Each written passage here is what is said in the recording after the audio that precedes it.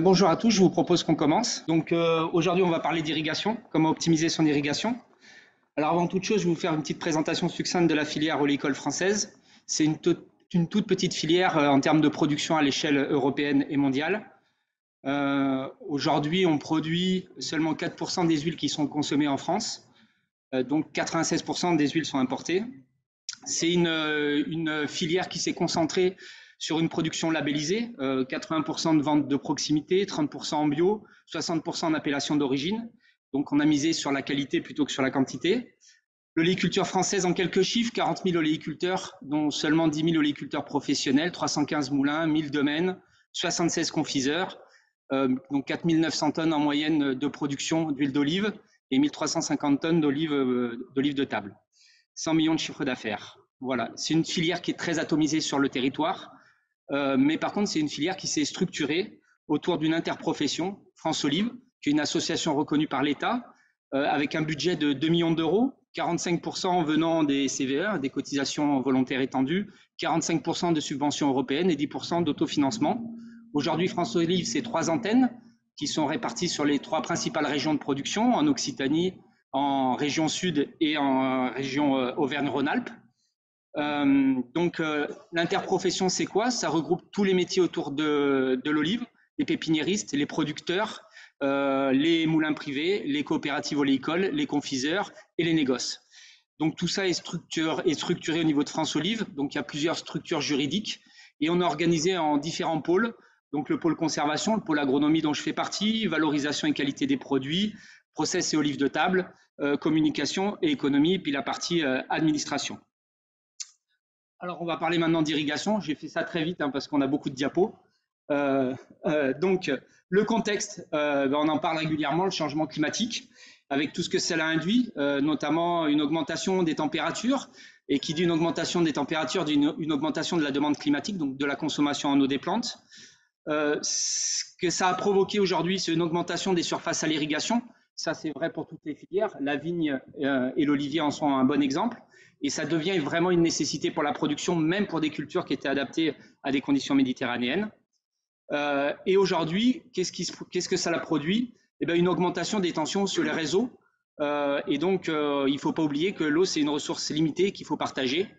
Et donc aujourd'hui, le principal levier qu'on a, et le premier, c'est essayer d'optimiser son irrigation, d'optimiser l'efficience de vos irrigations. Et c'est un peu l'objectif de cette présentation. Donc, optimiser son irrigation, pour le faire, il faut d'abord connaître les caractéristiques de son sol, il faut connaître la consommation en eau de la plante, il faut connaître les caractéristiques de son système d'irrigation et savoir utiliser les outils à bon escient. Première partie, donc connaître les caractéristiques de son sol. Je vais laisser la parole à mon collègue Francisco de la société Canal de Provence. Bonjour tout le monde. Du coup, comme Julien il a présenté, on va commencer pour, si on parle d'irrigation, on n'est pas en culture hors sol, on n'est pas en tomate, quoi. Du coup, les plantes sont bien sur un milieu. Ce milieu, c'est le sol. Et comment il est composé, je ne vais pas rentrer trop dans les détails, mais au moins parler de la caractéristique physique du sol. En gros, on a un assemblage structuré avec des composants minéraux organiques et autres, eau solubilisée et gaz. Les éléments minéraux, il y a la matrice de terre fine et la matrice, le squelette ou les éléments grossiers, plus de 2 mm ou moins de 2 mm. Quand on mesure la texture du sol et on parle de texture, on parle de toutes les matières plus petites que 2 mm. Après, les constituants organiques, on a les organiques vivants comme les racines, graines, microflores ou les matières organiques, encore en lié et libre. Tout ça, ça va donner un peu... Nos focus d'aujourd'hui, évidemment, c'est comment ça affecte la rétention d'eau et les stratégies, in fine, les stratégies d'irrigation pour la culture de l'olivier. Alors, si on parle de la porosité, parce que c'est ça qui nous intéresse aujourd'hui, la partie des rétentions d'eau, on a différentes échelles. Selon le profil, si on fait une fosse pédologique, Julien va vous présenter tout à l'heure, on a une échelle métrique et on voit pas les pores à l'œil nu. Après, on est une échelle désymétrique, on a la mode. Là, on a des macroporosités. Et puis, l'agrégat, on a la microporosité. Nous, agronomes, nos pratiques agricoles, on peut influencer sur cette porosité, mais pas sur du coup, sur la structure du sol, mais pas sur la texture.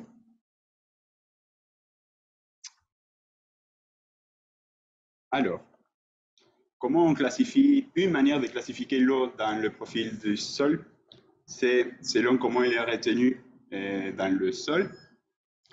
Si on commence avec un profil d'eau saturé et tous les pores sont remplis d'eau, on a le sol saturé où la première partie d'eau elle va couler, percoler par gravité. Du coup, cette eau, elle s'appelle eau gravitaire ou eau libre.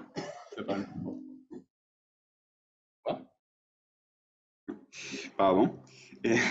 Jusqu'à ce que tout l'eau libre, elle percole. L'eau, ensuite, est-ce qu'on voit le curseur? Non. Hop. Excusez-moi. Voilà. L'eau, une fois que l'eau libre, elle percole, on a l'eau qui est retenue par la capillarité du sol. Du coup, une fois que cette capillarité elle retient toute l'eau possible, le sol il est à capacité de champ ou réserve utile maximale. Et ensuite, il y a là, l'eau elle est retenue, du coup, elle ne va pas percoler par gravité, mais du coup, elle va être absorbée par les racines. Et les racines, ils vont pouvoir absorber jusqu'à qu'il y ait une rétention plus forte dans le sol, que les racines ne peuvent l'en tirer. Du coup, ce point-là, ça s'appelle le point de flétrissement. C'est-à-dire qu'il y a de l'eau, de l'humidité dans le sol, mais il a une force de rétention plus importante que celle que les racines peuvent en tirer. Du coup, cette différence entre le point de flétrissement et la gravité au champ, ça fait notre réserve utile. Et en gros, c'est le réservoir, l'éponge qu'on tient pour pouvoir travailler et pour pouvoir maîtriser avec les pluies ou les irrigations pour notre culture d'intérêt que c'est l'olivier. Tout ça pour dire que selon la texture du sol, il y a l'eau qui va être plus ou moins retenue dans la porosité. Plus un sol il est sableux, moins de rétention il y a, plus d'eau il part par gravité. Mais ici, plus un sol il est lourd, les pores sont plus petits, il y a une forte absorption plus importante de l'eau, et du coup, on retient plus d'eau. L'eau inutilisable, elle est plus importante. C'est-à-dire que notre réserve utile, elle est plus importante, pas avec un sol très très lourd et un sol très sableux, sinon un sol plutôt limono-argileux. Vous voyez ici la différence entre les points, cette ligne-là, ça représente les points de flétrissement, et cette ligne-là, elle représente la gravité au champ. Juste que pour vous donner quelques chiffres vite fait, mais qu'après Julien il va approfondir. Si on regarde le triangle de texture, on peut voir que une texture, on va retenir de l'eau entre 1,3 et 2 mm par centimètre d'eau, des sols, pardon. Et c'est comme ça qu'on calcule la réserve utile dans nos champs. On multiplie la profondeur racinaire par la texture et la rétention d'eau qui a cette texture. Et je laisse Julien, du coup, entrer dans le détail d'un cas concret. Alors, vous l'aurez compris, pour irriguer, il faut connaître son sol. Et donc, pour connaître son sol, il n'y a pas 36 solutions. Il faut réaliser des fosses pédologiques et observer ces fosses pédologiques. Ce qu'on va essayer d'observer, c'est la profondeur d'enracinement, la densité des racines. On va essayer d'identifier les différents horizons. On va observer ces horizons, voir éventuellement s'il y a des zones de tassement. Et bien évidemment, on va faire des prélèvements pour faire des analyses, pour déterminer la texture des différents horizons. Et à partir de ça, on va pouvoir avancer. Alors après, la question qui se pose, c'est sur une parcelle, où est-ce que je vais creuser ces fosses et combien je vais en faire? Je prends un exemple, j'ai pris une parcelle d'olivier, voilà, c'est une parcelle de 0,7 hectares. Je vous ai mis les courbes de niveau. On voit sur la photo, il n'y a pas vraiment de différence au niveau des plantes, parce qu'effectivement, quand on se dit on va creuser des profils, on va se dire, bon, où est-ce qu'on les creuse? On va regarder la topographie, on va éventuellement regarder l'enherbement, On va éventuellement également regarder la vigueur des arbres, et ça va être des indicateurs qui vont nous permettre de nous dire peut-être que là, j'ai peut-être des choses un petit peu différentes. Il y a d'autres méthodes aujourd'hui qui existent. C'est la cartographie par résistivité. C'est une méthode qu'on utilise de plus en plus souvent et qui permet justement, en faisant passer un courant électrique dans le sol, de voir des différences. À partir de ces différences-là, donc là, vous voyez, je vous ai mis des photos. Donc, le courant électrique, on l'a fait passer entre 0 et 50, entre 0 et 1 mètre et entre 0 et 2 mètres. Et on voit très clairement sur ces photos-là, je rappelle qu'on est sur une parcelle qui fait même pas 1 hectare, qu'on voit déjà apparaître des vraies différences sur la parcelle. Donc, à partir de ces éléments-là, il y a un problème, ça ne passe plus. Ah, voilà. Donc, à partir de ces éléments-là, voilà. Donc, à partir de ces éléments-là, vous voyez, j'ai sélectionné 3 zones. Et sur ces 3 zones, on a fait des profils. Vous voyez, trois profils différents. Et on a regardé ces profils et on les a décrits. Vous voyez déjà sur les photos qu'au niveau des profils, on voit vraiment des différences entre les trois zones. Ce qu'on n'aurait pas pu déterminer juste en regardant la superficie des parcelles. J'ai pris un autre exemple, si ça veut bien le faire. Voilà, une autre parcelle.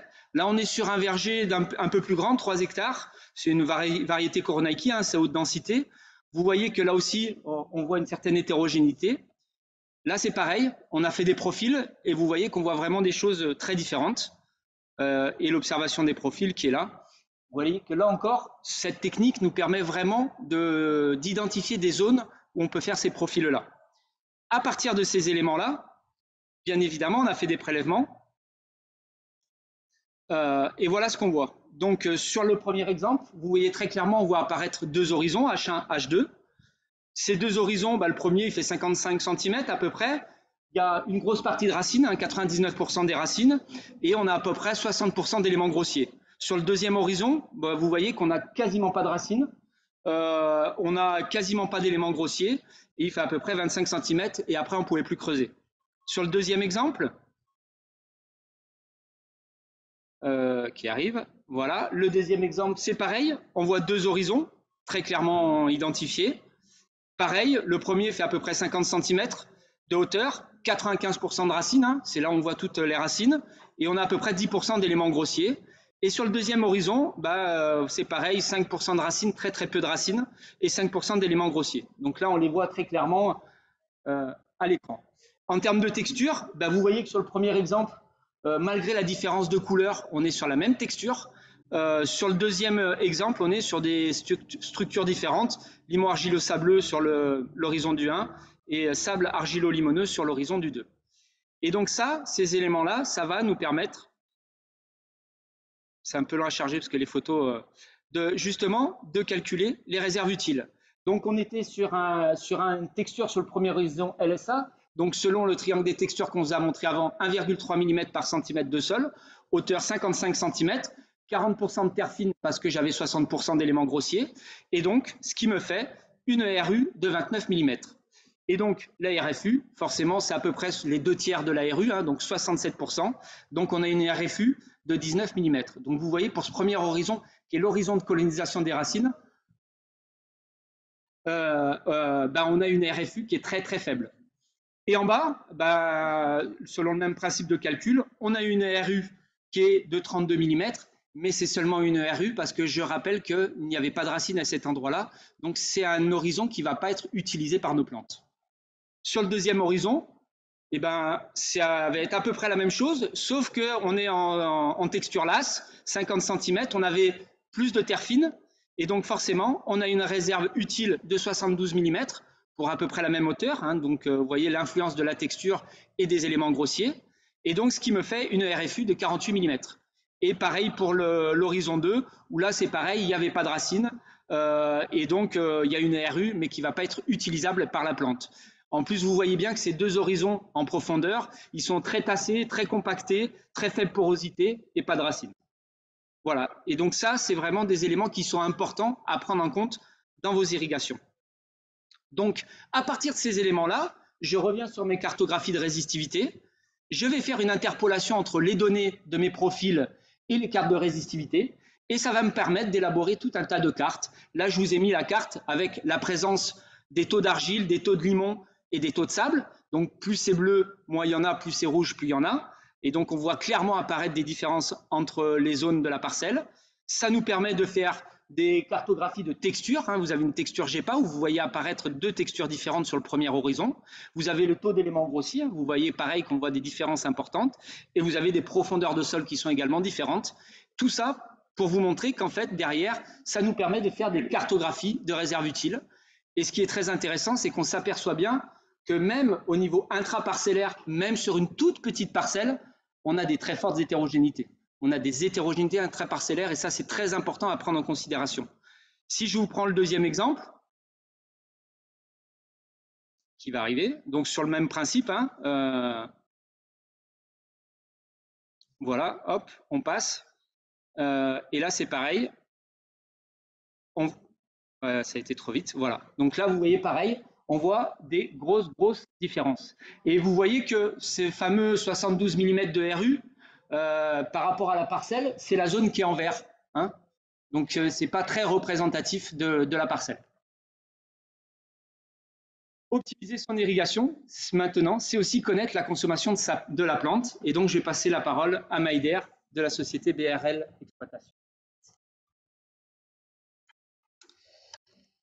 Alors, la consommation en eau de l'olivier. Alors, l'olivier, comme toutes les plantes, l'eau, c'est son constituant essentiel. Donc, on parle de 80 à 85% du poids en fait, de la plante qui est de l'eau et qui est essentiellement de l'eau qui transite à travers la plante. Et ce phénomène, c'est la transpiration en fait. Qui permet de réguler, comme pour les animaux, la température de la plante. Donc c'est exactement la même chose, l'eau est prélevée dans le sol, elle passe à travers la plante et elle est évaporée. Il y a une grosse partie de l'eau aussi qui est prélevée pour assurer les réactions biochimiques, donc photosynthèse, respiration et les autres réactions qui se font dans la cellule, donc en milieu aqueux.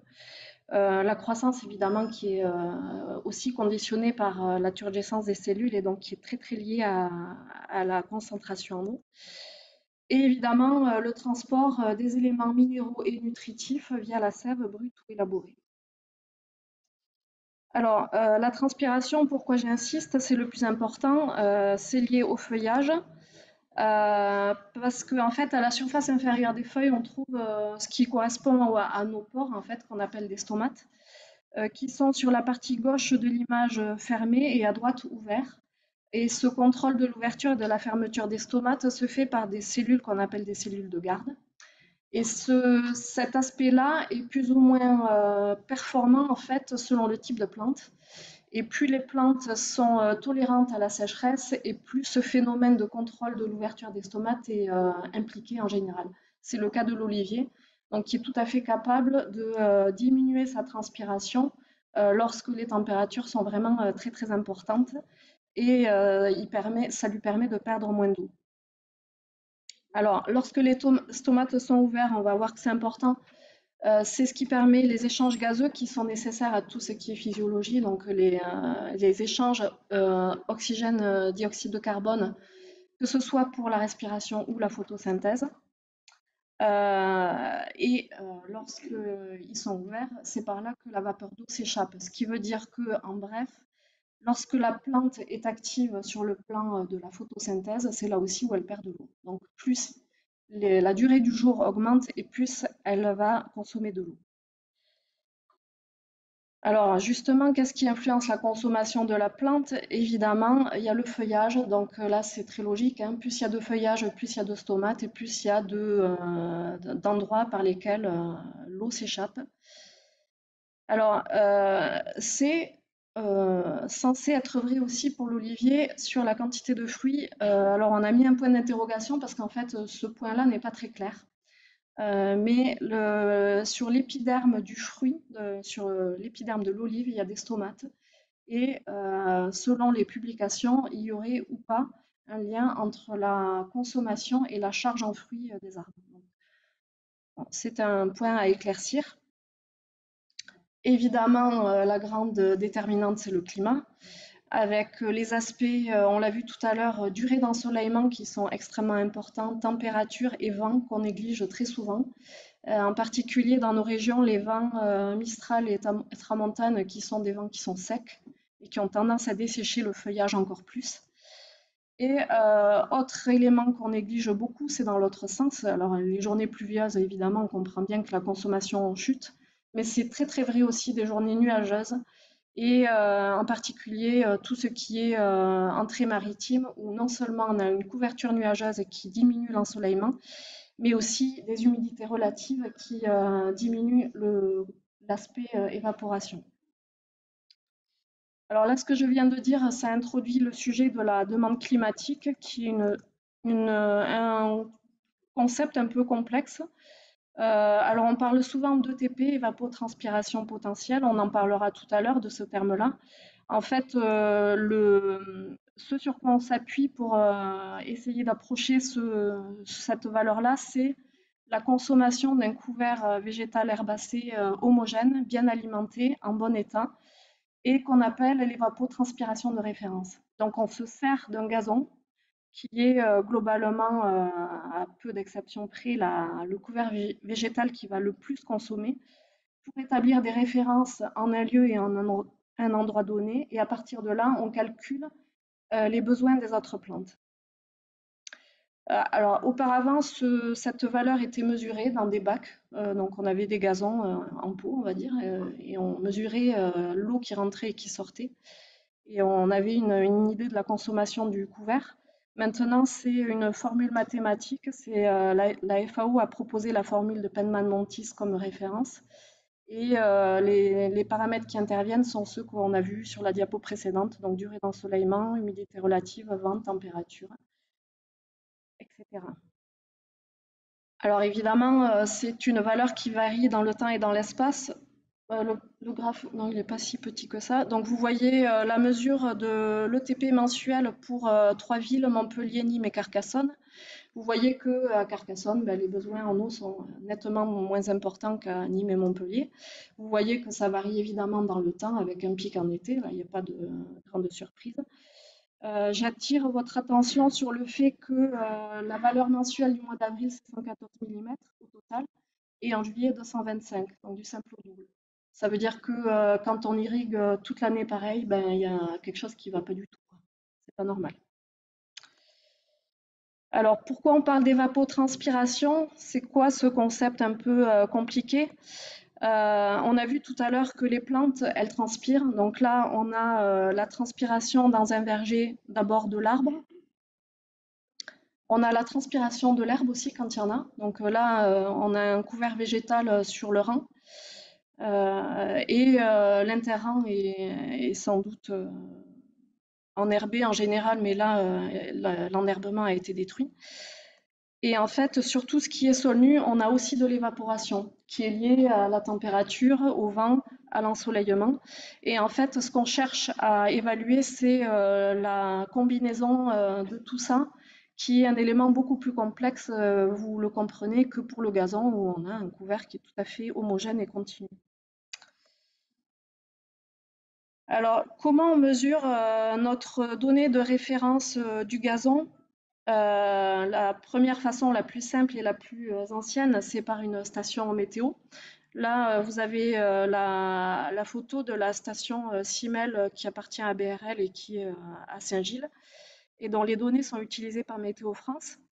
Et pour être utilisée par Météo France, cette station est suivie d'une façon très rigoureuse, avec un entretien hebdomadaire et une révision de tous les capteurs chaque année, avec calibration de ce qui peut être calibré et changement de tout ce qui est nécessaire.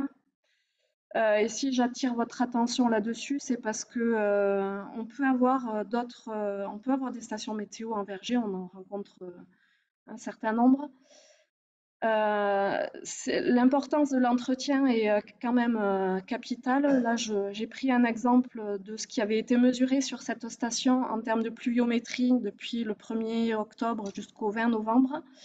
Et on avait 79 mm de pluie qui étaient enregistrés. J'ai 3 stations qui sont dans les parages vraiment très très proches, et les données selon ces 3 stations-là pour la même variable sont de 27 à 55 mm. Donc vous voyez que l'entretien, c'est très important, la façon dont les capteurs sont positionnés, leur qualité intrinsèque aussi. Donc attention, c'est bien d'avoir une donnée locale, encore faut-il qu'elle soit fiable et que cette fiabilité soit pérenne dans le temps.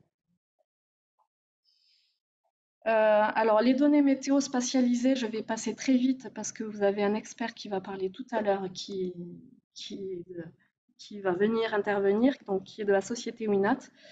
Sachez que dans le bulletin Olive qu'on propose d'avril à septembre et dont les rédacteurs sont tous ici, on propose des cartes qui permettent de visualiser les cumuls de pluviométrie ou d'indices de sécheresse sur différentes zones d'Occitanie et de la région sud. Donc Emmanuel vous expliquera comment sont élaborées ces variables. Donc pour évaluer maintenant la consommation de l'olivier, donc comme je vous disais, on repart de la donnée de référence qui est la donnée de notre gazon. On la multiplie par un coefficient cultural propre à l'olivier dans notre cas, et on obtient la consommation de l'olivier. Alors, le coefficient cultural de l'olivier, je vous ai donné quelques valeurs ici en Europe, beaucoup en Italie et en Californie, et vous voyez que les valeurs sont extrêmement variables. On va de 0,5 à 0,75. Donc, pourquoi ça varie autant? Parce qu'on l'a vu tout à l'heure, le volume de feuillage à l'hectare, il est déterminant dans la consommation de l'arbre. Et ça, c'est quelque chose qui est lié à énormément d'éléments différents. Le volume des arbres, alors leur hauteur, leur largeur, leur épaisseur. Est-ce que ça a été taillé très sévère ou pas? La variété, qui a un feuillage plus ou moins dense. La forme des arbres, est-ce que c'est une haie continue assez basse, avec un feuillage assez poreux? Est-ce que c'est des très gros gobelets touffus avec beaucoup d'espace entre qui n'est pas où le feuillage ne se rejoint pas? Alors j'ai mis la densité de plantation, c'est lié à ce qu'on vient de dire. Et puis il y a aussi un élément qui n'a rien à voir avec le feuillage des arbres, c'est la manière dont on entretient le rang et l'entre-rang. On a vu tout à l'heure un entre-rang qui avait été détruit et des adventices sur le rang. Donc pour finir, avant que Julien précise tout ça, ce qu'on peut dire dans nos régions qui est une valeur qui semble assez cohérente, c'est de considérer que le coefficient de 0,55 est relativement bien adapté aux vergers qui sont menés en gobelet. Ça, c'est une valeur qu'on avait acquise sur un verger de Saint-Gilles avec les variétés Picholine et Aglando et où on avait des résultats qui nous semblaient assez cohérents. Je laisse Julien préciser. Oui, du coup, justement, par rapport à ce coefficient, est-ce que c'est une donnée variable, hein, comme vous l'a dit Maïder? Par exemple, si vous prenez un verger, vous voyez sur un même verger, là, vous voyez deux types d'arbres, des grands et des petits. Forcément, et la transpiration n'est pas la même. Donc, on a des moyens de modéliser ça. Donc, j'ai pris deux vergers, même densité de plantation, même sol, même profondeur, même irrigation, même conditions climatiques. La seule variable que j'ai modifiée, c'est la taille des arbres. Et vous allez voir derrière qu'au niveau du coefficient cultural, on a des vraies différences. Sur la période d'irrigation, sur le verger dit traditionnel, vous voyez bien qu'on est bien dans ce coefficient d'à peu près 0,55. Par contre, sur le verger avec des petits arbres, vous voyez très clairement que le cassé est bien inférieur. Et donc, ça illustre bien le fait que le cassé, c'est un coefficient qui est fortement impacté par le volume foliaire et donc la capacité de l'arbre à transpirer.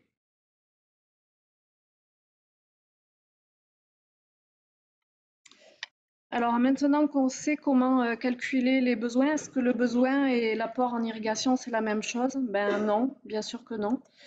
Alors notamment à certaines périodes, par exemple en hiver, où en théorie le réservoir est plein, même si en ce moment ce n'est pas le cas dans beaucoup de régions qui nous concernent.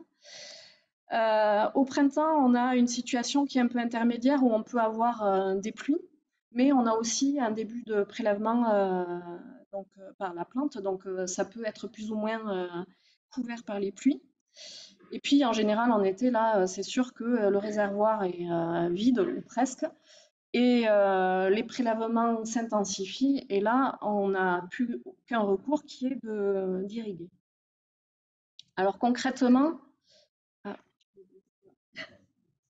Juste Juste pour vous illustrer ça, donc je vous ai mis un peu le cycle biologique de l'olivier, hein, donc avec la croissance printanière, la croissance automnale, et puis la partie nouaison, etc., floraison, nouaison.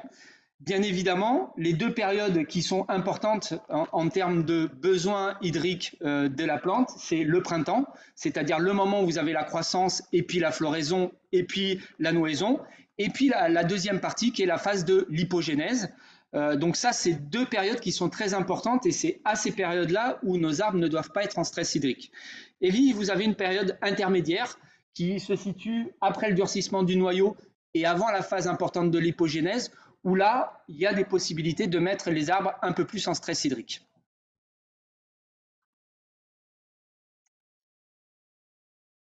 Alors, du coup, le sujet du démarrage, il est assez important.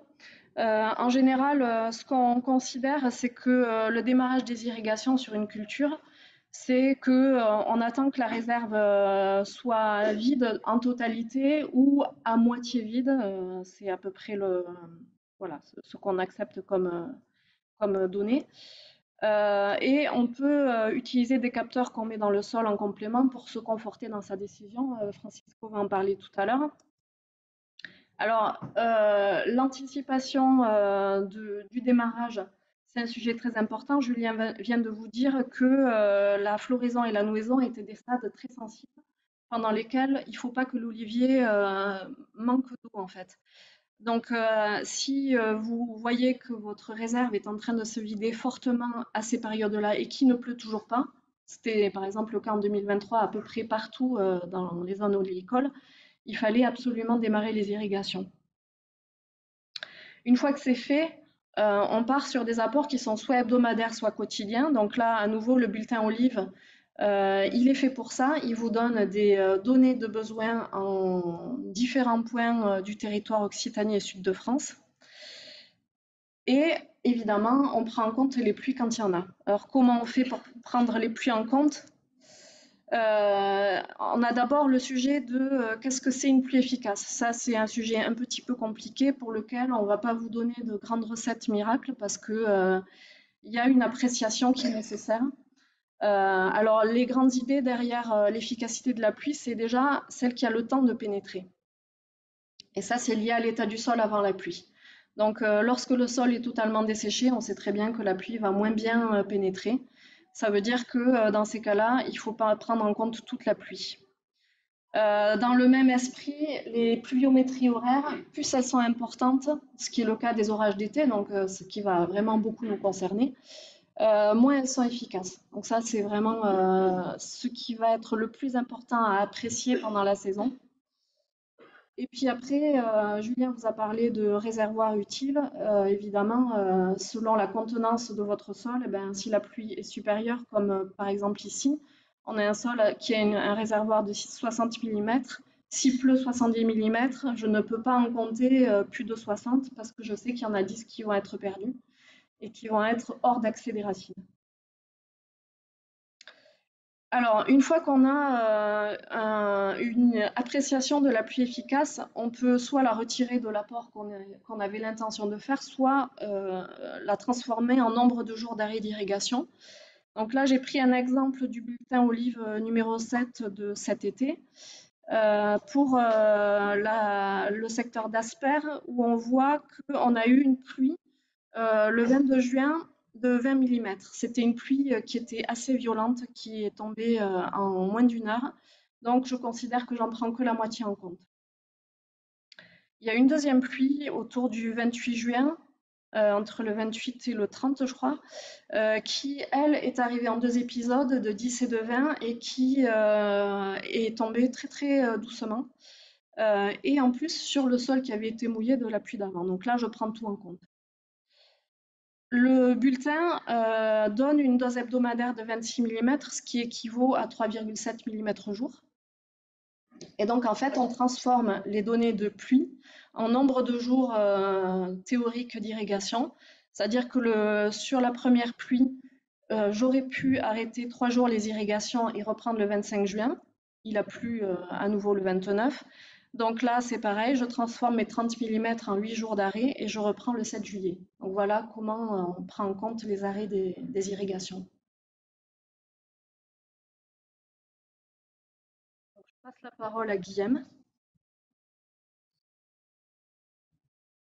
Donc maintenant qu'on a vu le sol, qu'on a vu la plante, on n'a toujours pas apporté d'eau à nos oliviers. Et donc on va voir un petit peu comment on peut apporter de l'eau à nos oliviers avec du coup les différents systèmes d'irrigation.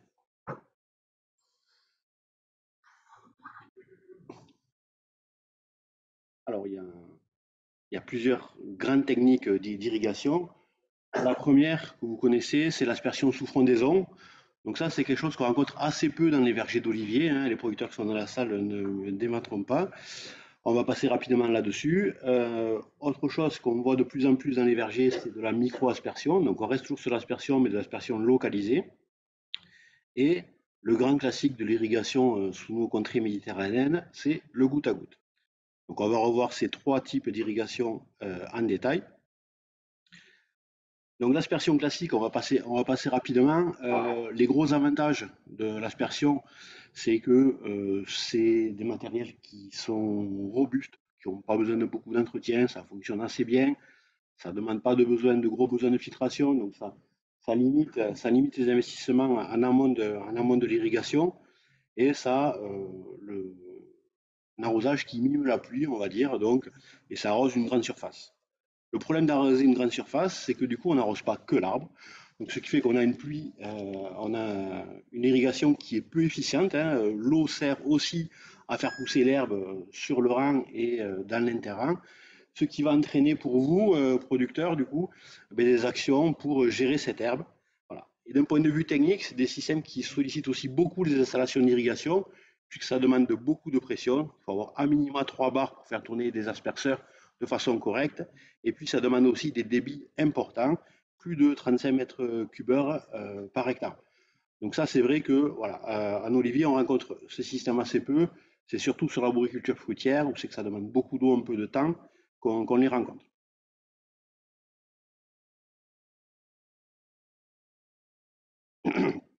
On va passer un peu plus de temps sur la microaspersion, puisque ça, c'est des systèmes qui apparaissent un peu plus comme des alternatives à l'aspersion ou des alternatives au goutte à goutte. La microaspersion, on reste sur de l'aspersion, mais on est sur de l'aspersion localisée. L'avantage, c'est que les émetteurs les micro-jets nécessitent moins de pression. Vous voyez, on tourne sur des plages de pression qui sont entre 2 bars et 2 bars et demi. L'avantage aussi, c'est qu'on est sur un arrosage qui est plus homogène autour de l'arbre et on arrose essentiellement la zone de l'arbre et la zone où se trouvent les racines. L'avantage aussi, c'est que avec de la micro-aspersion, on peut faire aussi de la fertirrigation, donc c'est-à-dire amener déjà des éléments minéraux à vos arbres par le biais de l'irrigation. Ce qui peut être aussi une bonne chose dans nos contextes méditerranéens où des fois, la période où c'est qu'on est censé amener des éléments nutritifs aux arbres ne correspond pas à des périodes de pluie. Et donc si on fait un apport en engrais solide, on va courir après la pluie pour que ces éléments puissent arriver jusqu'aux racines de l'arbre. La micro-aspersion, vous avez deux types. Vous avez, comme c'est sur la photo en haut, des pics qui sont plantés dans le sol. Et vous avez aussi de la micro-aspersion suspendue. Pourquoi je vous précise ça? Parce que c'est aussi un point faible de la micro-aspersion. C'est-à-dire que ce sont des matériels qui sont fragiles, notamment lorsqu'ils sont au sol. Puisque comme ils sont posés au sol, ils vont vous limiter les actions au niveau du rang pour le désherbage. Il y a un risque au moment de la récolte. Donc c'est vrai qu'au moment de la récolte, on conseille du coup de sortir les pics, de les mettre à plat pour éviter de les casser. Et problème qu'on a un peu moins avec la microaspersion, les microjets suspendus. Il y a un autre problème aussi, c'est que ça se bouche. Non pas par la matière en suspension, parce qu'avant, vous aurez fait le nécessaire pour mettre des installations de filtration suffisantes pour avoir de l'eau qui ne va pas colmater les goûteurs. Par contre, les insectes aiment bien venir se mettre dans les dispositifs de micro-jets et ça vient bloquer les irrigations. Un autre souci, c'est que du coup, c'est sensible aux variations de pression. Il faut faire attention notamment aux trop fortes pressions, puisqu'on a un risque de brumisation et du coup de perte d'eau, puisque l'eau, quand elle est sous forme de brume, elle ne va plus s'infiltrer correctement dans le sol. On va passer au goutte à goutte, donc le grand classique que vous rencontrez partout dans vos vergers d'olivier. avec plusieurs types, du goutte à goutte au sol, du goutte à goutte suspendu, du goutte à goutte enterré, en simple rampe, en double rampe. Le goutte à goutte, c'est vraiment la technique d'irrigation la plus passe-partout et la plus adaptée à tout ce que vous voulez faire. L'avantage, c'est que ça demande des pressions réduites. C'est qu'on apporte vraiment la dose au pied de l'arbre. On est précis, homogène et quelque chose de très efficient. L'avantage aussi, c'est que d'un point de vue technique, ça demande peu de débit, moins de 10 mètres cubes par hectare, et que là aussi, c'est quand même robuste comme matériel, puisque les goutteurs sont dans la gaine. Donc, voilà. Même si les sangliers ils aiment bien grignoter les gaines, ils ont soif, mais voilà. L'inconvénient majeur, c'est que du coup, on est sur des tout petits émetteurs, des tout petits diamètres, donc ça a des besoins de filtration très importants. Si vous n'avez pas une installation de filtration conséquente, forcément, vous allez colmater vos goutteurs et vous n'allez pas apporter l'eau nécessaire. Ça demande aussi une certaine technicité et ça demande aussi beaucoup d'entretien, un entretien régulier avec des purges, un entretien en début de saison, en fin de saison. Voilà, c'est du matériel qui est technique et si on veut que ça fonctionne correctement, il faut s'en donner les moyens.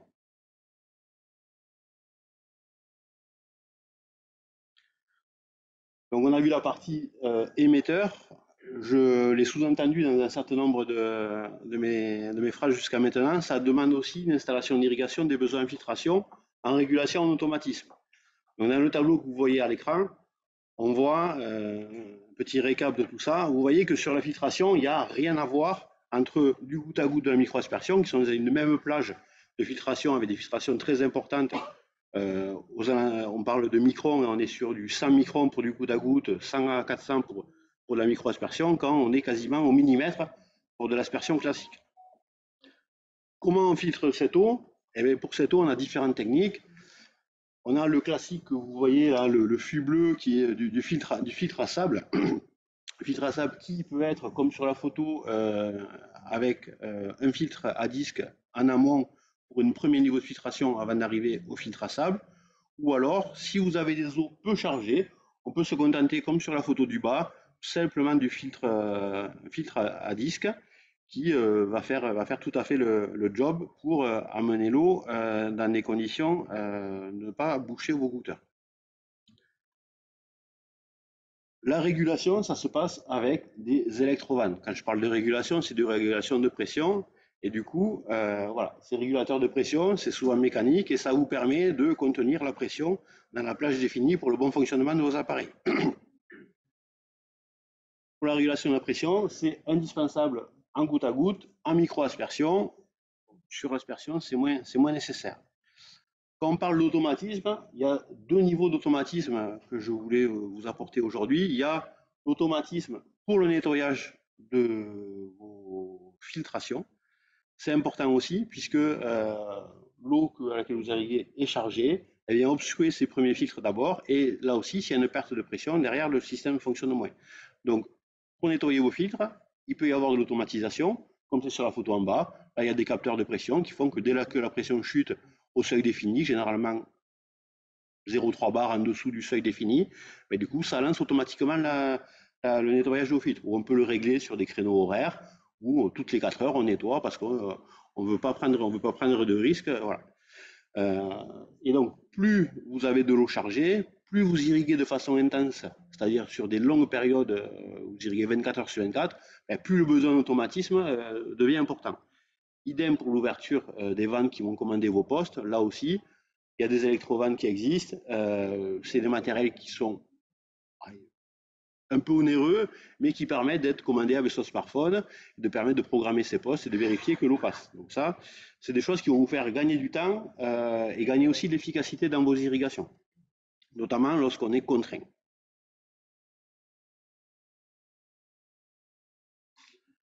Alors, un petit tableau, mais on va y passer rapidement sur les différentes caractéristiques.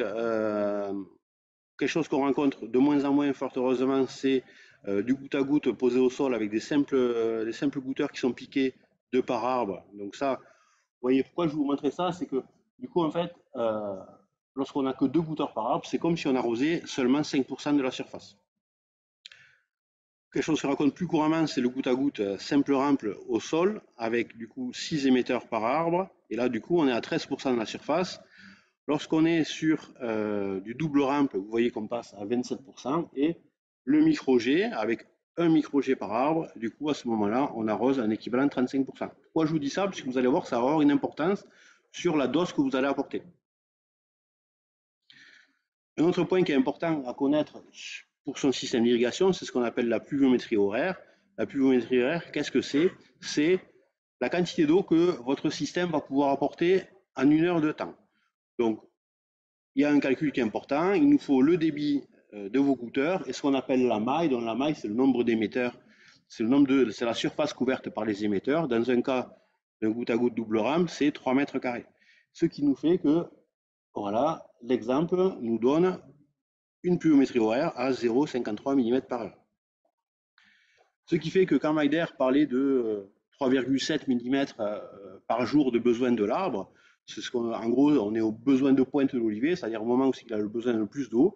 Et bien, lorsqu'on a un dispositif comme celui dans l'exemple, pour apporter ces 3,7 ou 4 mm par jour, et bien, on a besoin de faire tourner son installation 7 heures et 33 minutes. Vous voyez, c'est des temps qui sont importants.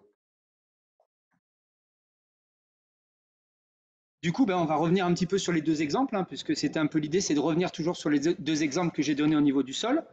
Donc, je reprends cet exemple-là. On était à un système goutte à goutte double rampe au sol, des goutteurs 1,6 litres heure, densité de plantation 6 par 5. Donc, on a une maille de 3 mètres carrés. Et donc, la pluviométrie horaire de mon système, c'est 0,5 mm par heure. Et donc, par rapport au nombre d'arbres et en considérant la surface arrosée par émetteur de 0,8 m² par émetteur, on a une surface arrosée de 27%. Pour mon deuxième exemple, on a un système goutte à goutte, mais qui est monorampe, pendulaire. On est le même type de goutteur, sauf qu'on a une densité de plantation plus importante. On est en haie fruitière, 4 par 2. Donc, la maille, c'est du 4 mètres carrés. 1,6 divisé par 4, ça me donne la pluviométrie horaire de mon système. Et par contre, on est sur une surface arrosée de 20%. Donc, on a une pluviométrie plus faible et une surface arrosée plus faible également. Donc, si... Ouais, c'est à toi. Ouais. Il y a d'autres facteurs qui viennent jouer aussi sur le dispositif d'irrigation, c'est la fréquence. Alors, qu'est-ce qui peut influencer la fréquence? La fréquence, d'abord, l'accès à l'eau.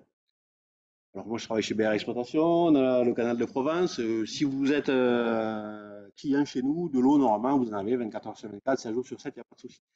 Mais vous pouvez être aussi adhérent à des ASA où il y a des tours d'eau. Et du coup, ça, c'est des choses à prendre en compte, puisque du coup, vous avez de l'eau que sur certaines périodes ou certains jours de la semaine. Il faut pouvoir mettre la quantité d'eau que vous souhaitez au moment-là. Donc ça, c'est par rapport à votre système d'irrigation, c'est des choses à prendre en compte. Le matériel, on l'a vu, que le matériel a une forte conséquence sur la capacité à délivrer de l'eau. Vous voyez qu'on va de 0,2 mm par heure pour la pluviométrie la plus basse jusqu'à 1,7 mm par heure lorsqu'on est sur du micro-jet. Et puis, il y a un point qu'on a déjà évoqué par Francisco, c'est le sol. Le sol va avoir aussi une importance par rapport à la fréquence d'irrigation, puisque ce qu'il faut avoir en tête, c'est que lorsqu'on fait du micro-jet ou du goutte à goutte, on est sur de l'irrigation localisée. Donc, c'est-à-dire que l'eau, elle va tomber sur une surface faible, comme je vous l'ai expliqué tout à l'heure. Donc, ce qui fait que si demain vous devez faire un apport de 4 mm, eh bien, ça va apporter des équivalents sous vos gouteurs ou sous le micro-jet qui vont aller de 90 mm à 11 mm suivant la situation. Et donc, si on a un sol qui a une réserve utile de 80 mm, vous voyez bien que si vous apportez 90, vous pensez apporter 4 mm à votre arbre, vous pensez couvrir ses besoins, et en fait, avec ces 90 mm, en fait, vous n'allez pas apporter ce que vous souhaitiez apporter. Même chose à 8 mm. Je vous ai fait un petit schéma pour que vous compreniez bien. Donc, je vous ai mis du goutte à goutte, double rampe et du micro-jet. Toujours notre même exemple, une RU à 80 mm, on va voir ce qui se passe. Si on déclenche par exemple une irrigation de 8 mm, dans le cas du goutte à goutte double rampe, on remplit à peu près à 40% de notre réserve utile et aux alentours de 25% si on était en micro-jet. Si à ce moment-là, on apporte 20 mm, 20 mm sur une RU de 80 dans les caractéristiques du système, en goutte à goutte double rampe, on a rempli l'entièreté de notre réserve utile. Tandis qu'en micro-jet, on est plutôt à 80%. Et si demain, vous prenez l'idée d'apporter 30 mm avec ce même dispositif et ce même sol, dans un cas, vous auriez perdu 10 mm d'eau ou 5 mm, mais surtout, vous auriez pensé apporter 30 mm à vos arbres parce que c'était les besoins de la semaine. eh bien, vos arbres, au maximum, n'auront eu que 25 ou 20 mm. Et donc, vous pensiez apporter l'eau nécessaire, et ce n'est pas le cas. Julien va vous montrer tout ça sur les exemples qu'on a suivis toute la saison. Donc, on revient sur ces exemples. Donc, le fameux profil de sol. Donc, surface arrosée 27% par rapport aux caractéristiques du système d'irrigation. On a une RU de 29 mm sur la zone d'exploration racinaire. Et donc, vous voyez bien que par rapport à ça, vous avez une dose maximum d'irrigation sans perte d'eau par drainage qui est de 8 mm. Donc, ce qui correspond à peu près à, par rapport à la pluviométrie du système, 16 heures d'irrigation. Donc, si effectivement, j'apporte 8 mm, je remplis la réserve utile de mon sol, je ne perds pas d'eau. Par contre, dès que je vais avoir une dose d'irrigation supérieure à 8 mm, forcément, je vais perdre de l'eau et donc indirectement, je ne vais pas apporter la quantité d'eau que j'avais prévue pour ma plante. Même exemple avec une RU plus importante, une surface arrosée de 20%. Donc là, très clairement, je peux apporter au maximum 14 mm par irrigation, soit à peu près 35 heures d'irrigation avec une pluviométrie de 0,4 mm par heure. Donc, si j'apporte 14 mm, mon sol est en capacité de stocker cette eau, si effectivement j'avais bien déclenché mon irrigation quand la réserve utile était vide. Si par contre j'apporte plus de 14 mm, automatiquement, je vais avoir de la perte d'eau par drainage en profondeur. Donc une zone non accessible par les racines, parce que je vous avais bien démontré que dans ce deuxième horizon, il n'y avait pas de racines. Donc très clairement, si je prends des exemples, l'exemple numéro 1, je suis parti sur une dose hebdo qui avait été indiquée par le bulletin Olive de 27 mm par semaine. Donc avec mon système, mon maximum d'apport, c'est 8 mm, ce qui veut dire que je dois faire au minimum 4 cycles d'irrigation dans la semaine répartis de façon homogène pour apporter ces 27 mm. Et comme mon système, la pluviométrie de mon système est de 0,5 mm par heure, et bien très globalement, il va falloir que je réalise 4 cycles d'irrigation de 13 heures et demie répartis dans la semaine pour apporter les 27 mm dont ma plante avait besoin pour la semaine. Bien évidemment, si je fais moins de cycles en apportant plus d'eau, je vais perdre de l'eau et donc je n'aurai pas apporté les 27 mm qui sont nécessaires à ma plante. Dans le deuxième exemple, on était à peu près sur une demande climatique de 26 mm hebdo. Et donc là, on pouvait apporter 14 mm, c'était la réserve utile de mon sol, enfin la dose maximum de mes irrigations possibles. Donc là, je peux faire 2 cycles d'irrigation par semaine avec une pluviométrie horaire de 0,4 mm par heure. Très clairement, je peux faire 2 cycles d'irrigation dans ma semaine de 32 heures et demie. Alors, je ne dis pas que c'est ça qu'il faut faire, il faut peut-être plus les fractionner, mais c'est vraiment au minimum, c'est 2 cycles d'irrigation de 32 heures et demie, et ces 2 cycles doivent être répartis de façon homogène dans la période d'irrigation. Alors, optimiser son irrigation, c'est aussi savoir utiliser à bon escient les outils d'aide à la décision. Je vais passer la parole à Francisco. Un peu pour reboucler la boucle, on a commencé par le sol, après par l'eau et après par les systèmes d'irrigation. Du coup, on vous a préconisé ou on a fait un schéma de comment irriguer et de combien irriguer et de comment fractionner. Mais après, jusque pour finir et pour affiner tous les calculs ou tous les schémas qu'on a fait, il y a des outils qui nous aident à vérifier et à calibrer nos apports. Et on les appelle des outils d'aide à la décision.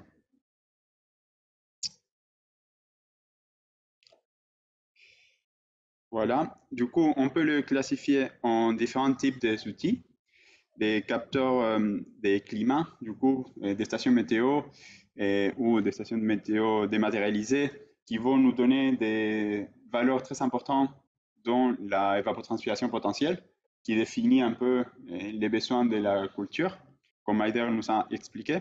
Des capteurs d'irrigation, du coup, les compteurs d'eau et les compteurs de pression, c'est un outil relativement en faible coût, mais avec beaucoup de valeur parce que ça va nous permettre de s'assurer que quand une vanne est ouverte, il y a de l'eau qui passe, ou si un compteur de pression il est allumé, qu'on puisse assurer ça.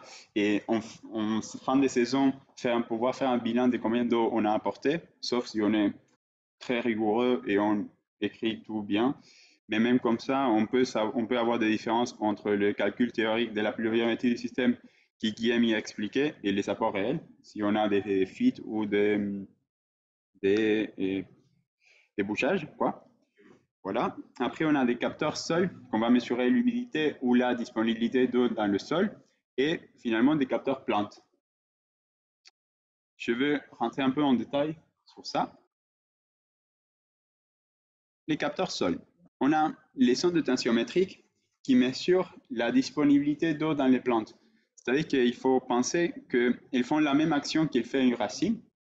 Il y a une vide qui s'est créée entre une bougie poreuse et les milieux du sol qu'on est en train de mesurer. Et cette vide, on génère une tension et c'est ça qui mesure et c'est ça qui donne nos courbes de lecture. C'est-à-dire qu'on mesure la disponibilité d'eau. Du coup, on est en train de voir la même chose que les racines, elles voient, on va dire. Et c'est un outil assez ancien où il y a beaucoup de littérature qui était faite en l'utilisant. Du coup, il nous donne des valeurs de référence avec un coût relativement faible et un fonctionnement simple.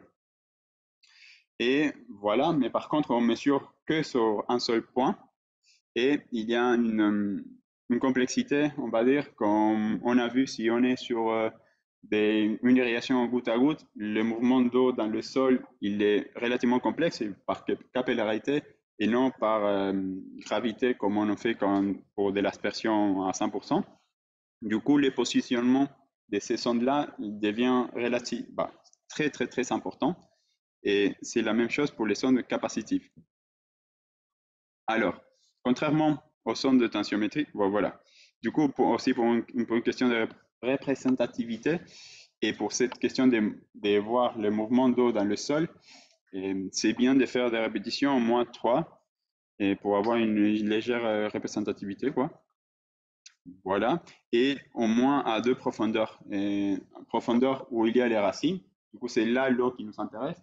Et en plus profondeur pour voir si à chaque fois qu'on fait un arrosage, il y a des lots qui partent en profondeur et qui n'est pas utilisé par les racines.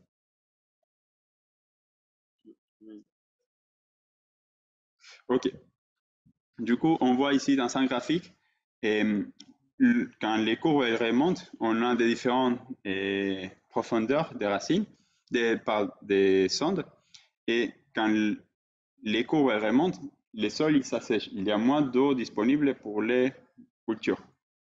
Et dès qu'il y a des irrigations, il y a l'humidité qui descend, et qui augmente, pardon, et la disponibilité, elle augmente aussi. Voilà.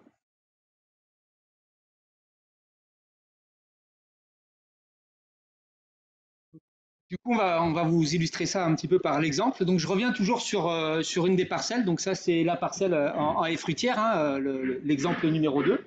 Donc, sur cette parcelle-là, on a un essai irrigation, mais je ne vais pas trop détailler. C'est juste, je vais vous expliquer l'importance du positionnement des capteurs. Donc, sur cette parcelle, vous voyez qu'on a, sur chaque modalité d'irrigation, on a 3 fois 2, donc on a 6 sondes tensiométriques. Donc 3 à 50 et 3 à 60 et 3 à 30. Et les installations de ces sondes, on les a fait au départ avant de faire la cartographie de sol dont je vous ai parlé précédemment. Donc on a essayé de les positionner dans une zone qui nous paraissait homogène au départ sur ces parcelles-là, donc par rapport à la taille des arbres, par rapport à l'enherbement, etc., etc. Et donc voilà les résultats, donc vous l'avez vu en plus gros tout à l'heure. Sur la modalité 2, on voit que les sondes, donc vous voyez, il y a les 6 sondes, on voit qu'elles répondent de façon assez homogène et elles répondent tout à fait aux irrigations. Donc on peut se dire qu'elles ont l'air bien placées, que tout a l'air de bien fonctionner. Par contre, sur la modalité 1, vous voyez qu'on a, notamment au niveau des sondes à 30 cm, on voit la courbe bleue, on voit une sonde à 30 qui n'a pas du tout le même profil de résultat que les 2 autres sondes à 30 qui sont en dessous. Vous voyez aussi qu'au niveau des stratégies d'irrigation, on est sur des modalités différentes. Mais ce n'est pas l'objectif de la présentation là, c'est vraiment de vous montrer, là, dans ce cas-là, comment on fait, comment on interprète ça. Donc on s'est posé la question, pourquoi cette sonde, elle ne montre pas un profil homogène aux 2 autres, alors qu'elles sont situées pas très loin les unes des autres, que d'un côté ça fonctionnait très bien et que de l'autre ça ne fonctionne pas. Et du coup, je vais revenir sur ma fameuse carte de réserve utile. Et là, vous voyez que sur la modalité 2, vous voyez que les sondes sont positionnées dans des zones avec la même réserve utile. On le voit, c'est dans des zones oranges. Elles sont à peu près dans la même réserve utile. Par contre, sur la modalité 1, vous voyez qu'il y a deux sondes qui sont dans la modalité, dans la zone jaune avec une certaine réserve utile et une autre qui est dans la zone orange avec une autre réserve utile. Et donc ça, c'est déjà un élément qui peut nous expliquer pourquoi cette sonde, elle répond différemment, tout simplement parce qu'elle est dans une zone avec une réserve utile différente. Voilà. Donc, ce qui est aussi important, c'est de se dire, bon, maintenant que j'ai ma vision globale de la parcelle, où est-ce que j'ai positionné mes sondes? Parce que ce que je vois beaucoup, c'est des producteurs qui installent 2 sondes représentatives pour eux de la parcelle. Or, je vous ai montré tout à l'heure que même sur des petites parcelles, on avait des vraies hétérogénéités au niveau de la réserve utile, au niveau de la texture des sols. Et donc, vous voyez très clairement que là, eh ben, la sonde, si je prends la modalité 2, ben, vous voyez qu'on est dans la zone orange, mais la zone orange ne représente que 23% de la réalité de ma parcelle au niveau réserve utile.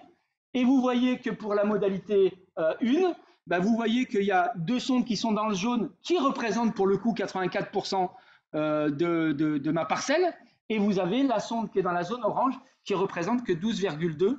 Voilà, donc vous comprenez bien que si vous pilotez vos irrigations qu'avec les sondes, et voire même qu'avec une seule sonde, vous pouvez faire des grosses erreurs alors, en termes d'optimisation, hein, parce qu'on est vraiment sur un sujet, comment on optimise son irrigation, avoir une irrigation la plus efficiente sans perte d'eau, parce que c'est ça l'important, surtout aujourd'hui.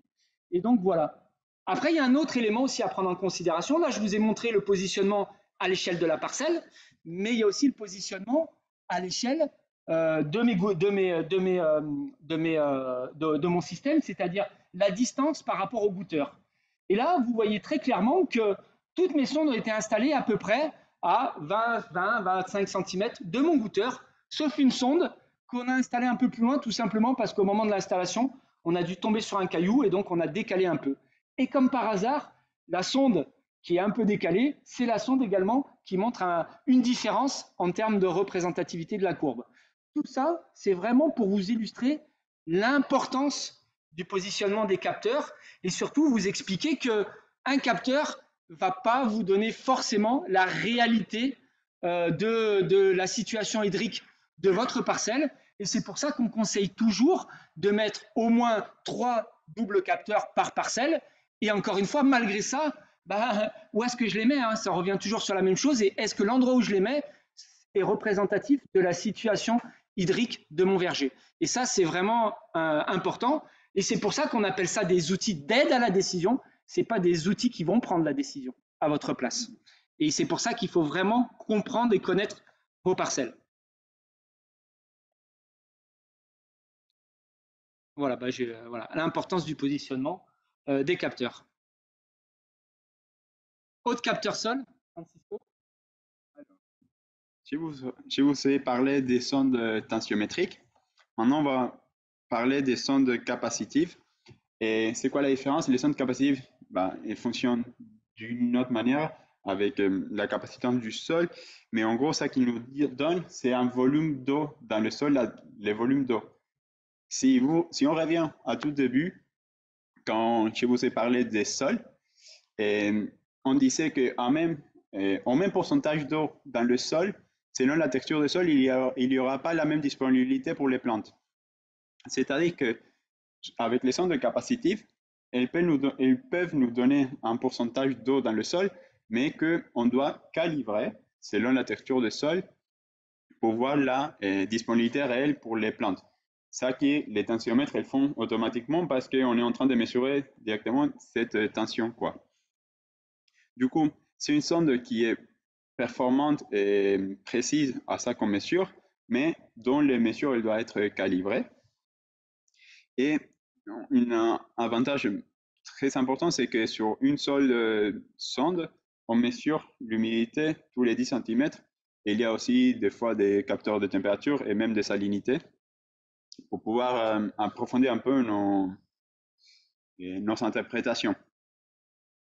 Par contre, les coûts, il est un peu plus élevé que des sondes tensiométriques parce que sont plus complexes, quoi, à la conception. Et donc, comme on installe une seule aussi, le positionnement, ça devient clé, mais c'est pas différent aux sondes tensiométriques. Et où on a besoin, encore une fois, d'un étalonnage. Comment on le fait? Je vais vous montrer sur un graphe.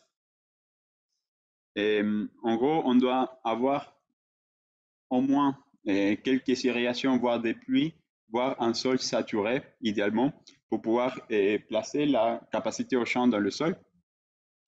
Et on voit ici inversement qu'avec un courbe de tensiomètre, dès qu'il y a une irrigation, il y a de l'humidité qui monte. Avec les tensiomètres, quand ça montait, c'était que le sol était plus sec. Ici, c'est à l'inverse. Du coup, quand ça descend, c'est qu'il y a moins d'eau disponible pour la plante.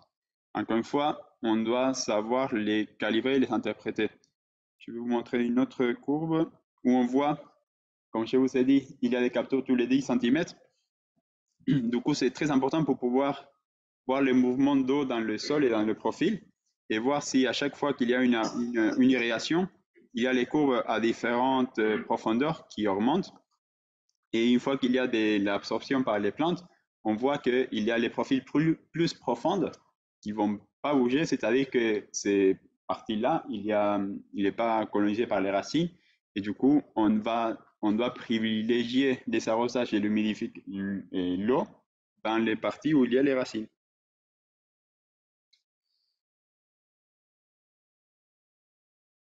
Oui, je continue. Ça va le temps? OK. Bon, on a fini un peu avec les capteurs seuls. On va passer aux capteurs plantes.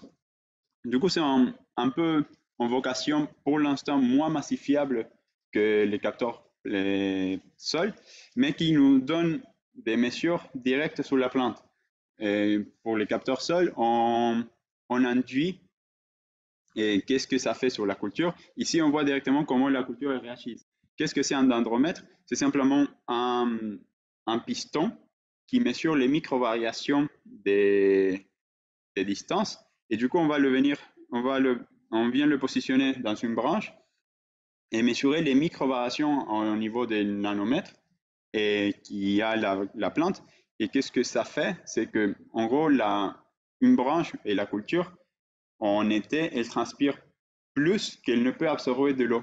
Du coup, il y a une micro-rétraction de la branche. Et au contraire, le soir, elle commence à absorber plus d'eau qu'elle ne transpire. Du coup, il y a une dilatation. C'est-à-dire qu'il y a des écarts journaliers de rétraction et dilatation. Et après, il y a des écarts saisonniers qui montrent la croissance de la plante en continu. Du coup, on a deux zooms et deux grilles de lecture avec ces capteurs-là, où on peut voir la croissance dans une saison. Et s'il y a des arrêts en été, par exemple, à cause d'un stress climatique, ou quand est-ce que ça démarre en printemps. Et après, pour mesurer ou pour guider les irrigations, on va zoomer et on va voir les écarts journaliers. Ici, je vous ai dit, c'est le premier aperçu qu'on voit du coup de la culture qui commence à croître pendant toute la saison d'irrigation et de pluie. Là, on a pris depuis le début du printemps jusqu'à la fin juin. Et comment ça croît tout le temps, quoi.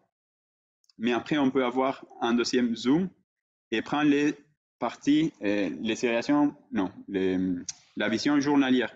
C'est-à-dire que entre deux pics, c'est un jour.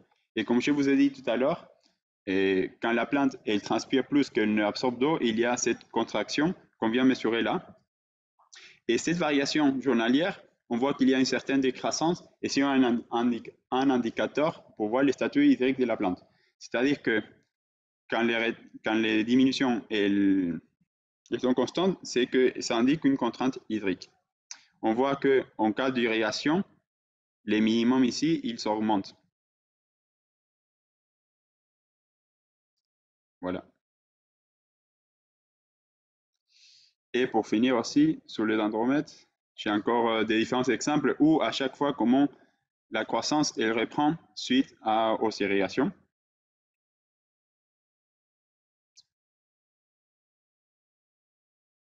Voilà.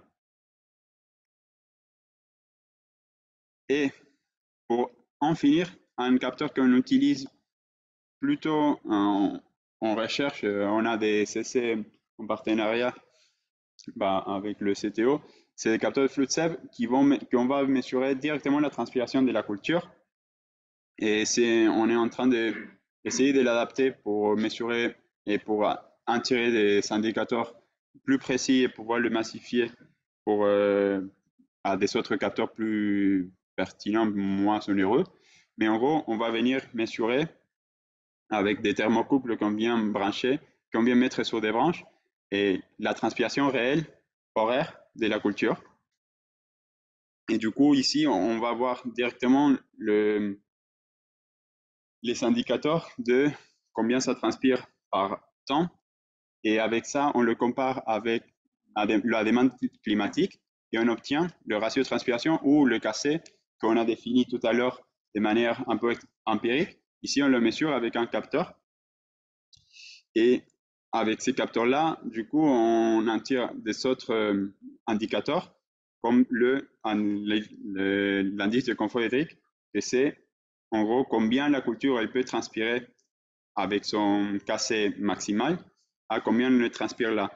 Cet indicateur-là a la vocation de pouvoir nous indiquer les irrigations, mais on est en train de travailler pour l'affiner. En gros, c'est un indicateur qui ça a été développé pour de la vigne et qu'on essaye d'implémenter pour l'olivier. En gros, avec l'ICH ou l'indice de confort hydrique, si la plante elle transpire autant qu'elle peut transpirer quand on a fixé le KC, le coefficient culturel, s'il transpire à 100%, c'est-à-dire que la plante elle est en confort hydrique, s'il transpire moins que son potentiel, on va être en contrainte hydrique. Et je vais passer vous montrer ça. En gros, ici, on voit la transpiration horaire, comment la nuit, comme il n'y a pas de lumière, et il y a les stomates Gemeider, et là, vous présentez tout à l'heure, elles sont fermées, du coup, on ne transpire pas. Et en journée, la transpiration augmente en corrélation avec la demande climatique. Dès qu'il y a une irrigation ou que la demande climatique elle augmente, la transpiration elle augmente aussi. Et l'indice de confort hydrique, il réagit aussi aux irrigations. Le but étant, encore une fois, de pouvoir en tirer des indicateurs pour pouvoir les massifier sur des autres capteurs. Et pour en finir, je vais vous présenter aussi la corrélation entre le flux de sève et les dendromètres. C'est le même graphe que je vous ai montré tout à l'heure avec le tensiomètre et les dendromètres. Les dendromètres, c'est en marron et en rouge, c'est la transpiration. On voit comment, après chaque irrigation, il y a les dendromètres qui augmentent. Et suite à l'irrigation, il y a une période de déficit hydrique.